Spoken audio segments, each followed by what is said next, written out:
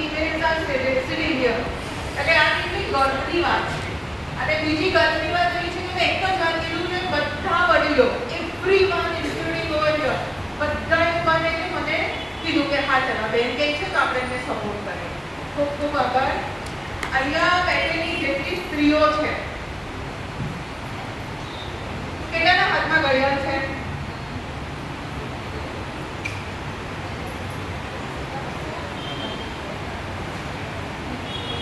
This is women empowerment. કેટલા purse લઈને આવ્યા છે? Everyone is carrying purse. This is women empowerment. Of course, credit આપણે doctor Baba Saheb આંબેડકરને, માતા રમાબાઈને જે આપવાનું છે, પણ આજે આપણે સાક્ષાત્કાર પણ જોઈ શકીએ છીએ ને. સ્ત્રી ઘરની જવાબદારી તો સંભાળે છે, સમાજની જવાબદારી કોણ આવે એમને નિભાવવાની છે.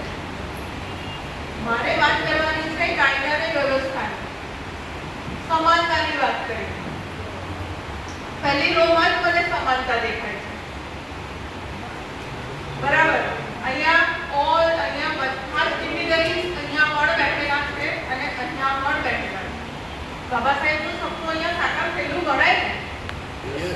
નેતૃત્વ જે કરી રહ્યા છે બેન, કેટલું સરસ એન્કરેજ કરી રહ્યા છે. એ પણ એક સ્ત્રી છે અને મારા જોડે બધી સ્ત્રી અહીંયા બેઠેલી છે. અને આ ભાઈ છે સરસ રેકોર્ડિંગ કરી રહ્યા છે અત્યારે. તો એક મેસેજ પાસ ઓન કરવાનો છે કે હવે સમયની જોડે પરિસ્થિતિ પણ બદલાઈ રહી છે. સ્ત્રી ખાલી ઘરમાં રહીને કામ કરવા માટે સીમિત નથી, પણ હવે એને બહાર આવીને જાગૃતતા માટે ફેલાવવાની અહીંયા જરૂર નથી. You all are independent. તમને બધાને તમારા અધિકારો ખબર જ છે. જેના હાથમાં ઘડિયાળ છે, જેના હાથમાં જેની પાસે મોબાઈલ છે, જેની પાસે પર્સ છે, તે બધા એમ્પાવર્ડ જ છે. ખાલી તમને એ સમજ આપવાની છે કે ડિયર ઓલ બધા મારા ફીમેલ ફ્રેન્ડ્સ અને એવરીવન સિટિંગ હિયર કે ખાલી you have to know yourself. અહીંયા કેટલા બધા જે યંગ એજના બેઠેલા છે એ લોકોને પણ એક પ્રશ્ન પૂછીશ કે આપણે પણ સમાજ માટે કંઈક કરવું પડશે. ખાલી ભણીને નહીં ચાલે. પણ જ્યારે હું મારી વાત કરું, ચાલો ગ્રેજ્યુએશન કર્યું, LLB કર્યું, LLM કર્યું અને PhDમાં એડમિશન લીધું. અગવડ ઘણી પડેલી છે પણ છોડી નથી દીધું. અગવડને અંતે ડોક્ટરે ડિગ્રી મેળવી. મારા લો ડિપાર્ટમેન્ટમાં હું પહેલી ફિમેલ નહીં, I am the first to get this degree in PhD in law. અને પહેલી એક ગાઈડ જે બન્યું PhD ગાઈડ. મારા અંડરમાં અત્યારે 4 સ્ટુડન્ટ છે જે PhD કરી રહ્યા છે. તો આ શું છે, આપણે આવી રીતે સમાજમાં એક આપણો પોતાનો દાખલો આપવાનો છે. મને નથી ખબર જ્યારે મેં જોઈન કરેલું કોલેજ કે મેં હું આ સ્ટેજ ઉપર આવી શકું, પણ મને તક મળી અને એ તકનો મેં લાભ લીધો. તમને બધાએ પણ આ જ કરવાનું છે. ઓપોર્ચ્યુનિટી તમને રોજ મળે છે, પણ આપણે શું કરીએ? નહીં, મારે ઘર સંભાળવાનું છે, મારા બાળકો છે, મારી દુનિયા આટલી જ છે. થાય છે ને? કેટલી વાર થાય છે ને?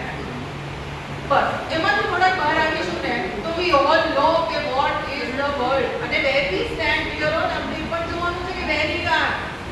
કેટલી વાર એવું પણ થાય છે કે લોકો મેલ અને ફિમેલ વચ્ચે કમ્પેરિઝન થતી હોય છે. અહીંયા હું કમ્પેરિઝન તો હું નથી માનતી. આપણે પુરુષ સમાવડા થવાની જરૂર નથી જ. આપણે શું બનવાનું છે? એક સ્ત્રી તરીકે સશક્ત સ્ત્રી.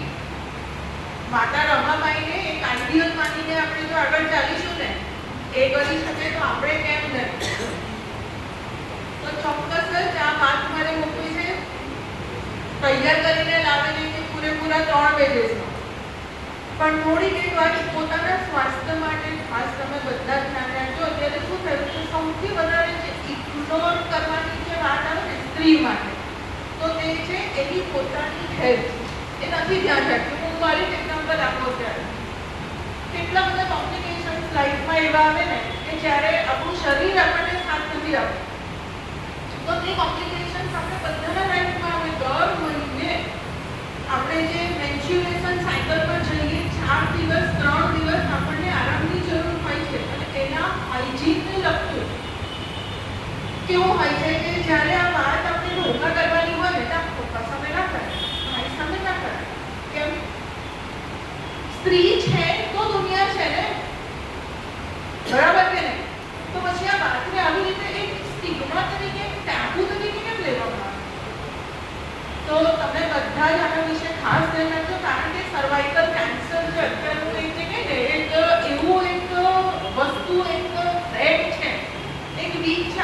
સ્ત્રીઓ માટે કે જે યોનિનો જે હોય ને યોનિમાં ત્યાંનું કેન્સર અને એટલું ખતરનાક છે કે આપણો જીવ પણ જઈ શકે છે એમાં. પણ આ આપણા હાથમાં છે કે આપણે રેગ્યુલર એનું ચેકઅપ કરાવીએ, રેગ્યુલર એના માટે અપડેટ્સ લઈએ અને આ અમુક જે છે એને ઇગ્નોર નથી કરવાનું અને પણ આપણે સમજ રીતે ફેમિલીમાં પણ ડિસ્કશન કરી શકીએ. એના માટે મારે વાત કરવી હતી. બીજી તો ઘણી વાતો છે પણ અત્યારે સમયની ઓછું છે એટલે ચોક્કસ આપણે પરિવાર આના વિશે આગળ જોડી. જો મને ચાન્સ આપવામાં આવશે તો ડેફિનેટલી આના માટે હું 1 કલાક નહીં 4 કલાકનો લેક્ચર આપી શકું. Thank you so much. આભાર.